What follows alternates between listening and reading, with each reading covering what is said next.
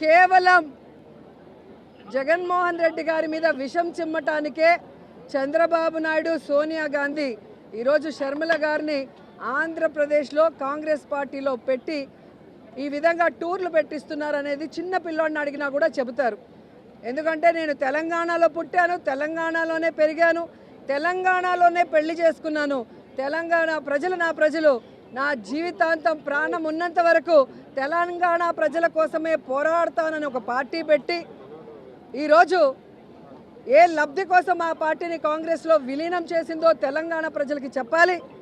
ఏ లబ్ధి కోసం తెలంగాణ ప్రజల్ని గాలి కొదిలేసి ఇక్కడ జగనన్న మీద విషం చిమ్ముతుందో కూడా చెప్పాల్సిన అవసరం ఉంది. ఈరోజు కాంగ్రెస్ పార్టీ తరఫున షర్మిల గారు కానివ్వండి, ఎవరు వచ్చినా కూడా వాళ్ళకి జీరో వాల్యూ. ఎందుకంటే ఇదే షర్మిల గారు పాదయాత్రలో కానీ తెలంగాణలో పార్టీలు పెట్టిన తర్వాత కానీ ఆమె స్పీచెస్ ఒకసారి మీకు చూస్తే మీకే అర్థమవుతుంది. రేవంత్ ఒక దొంగ, కాంగ్రెస్ ఒక పనికిమాలిన పార్టీ. ఈరోజు రాజశేఖర్ రెడ్డి గారు బ్రతుకుంటే కాంగ్రెస్ మొహం మీద ఉమ్మేసి ఉంటాడని మాట్లాడిన వ్యక్తి అదే కాంగ్రెస్లోకి ఈరోజు తన పార్టీని విలీనం చేసి తాను జాయిన్ అయ్యి ఏ విధంగా కాంగ్రెస్ కండువా కప్పుకొని చంద్రబాబు నాయుడు స్క్రిప్ట్ ఎందుకు చదువుతుందో ఆవిడ చెప్పాల్సిన అవసరం ఉంది. ఆవిడ ప్రశ్నలకి జగన్ గారు సమాధానం చెప్పాల్సిన అవసరం లేదు.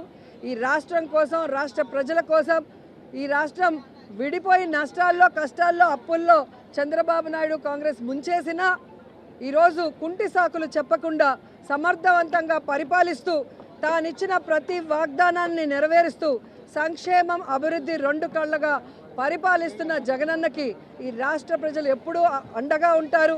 ఆయన మీద విషం చెమ్మడానికి వచ్చే non local politicians Chandrababu Naidu అయినా, పవన్ కళ్యాణ్ అయినా, లోకేష్ అయినా, షర్మిల అయినా వీళ్ళు 2024 తర్వాత ఈ రాష్ట్రంలో కనబడరు. హైదరాబాద్కి పార్సిల్ చేసేస్తారు ప్రజలని కూడా చెప్తున్నా. నన్ను అంటుంది రాజశేఖర్ రెడ్డి బిడ్డను నన్నంటుంది నేను అక్కడ తెలంగాణలో పార్టీ పెట్టానట, తెలంగాణలో పార్టీ పెట్టక ముందు నేను కాంగ్రెస్ పార్టీని దూషించానట, ఇప్పుడు కాంగ్రెస్ పార్టీలో ఎలా చేరాను అని అంటుంది.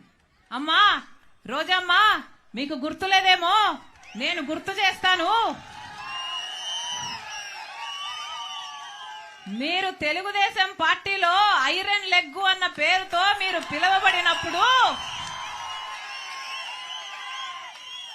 రాజశేఖర్ రెడ్డి గారి గురించి మీరు ఎంతగా దూషణలు చేశారో ప్రజలు ఇంకా గుర్తే ఉన్నాయి.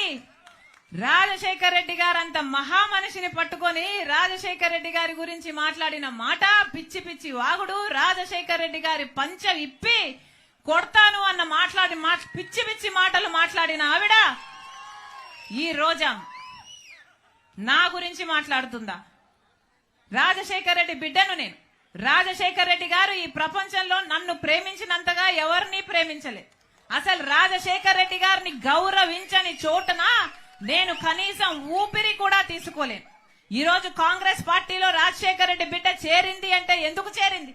ఎందుకంటే వాళ్లకు రాజశేఖర్ రెడ్డి గారి మీద అపారమైన గౌరవం ఉంది అని నేను నిర్ధారించుకున్న తర్వాతనే కాంగ్రెస్ పార్టీలో చేరాను.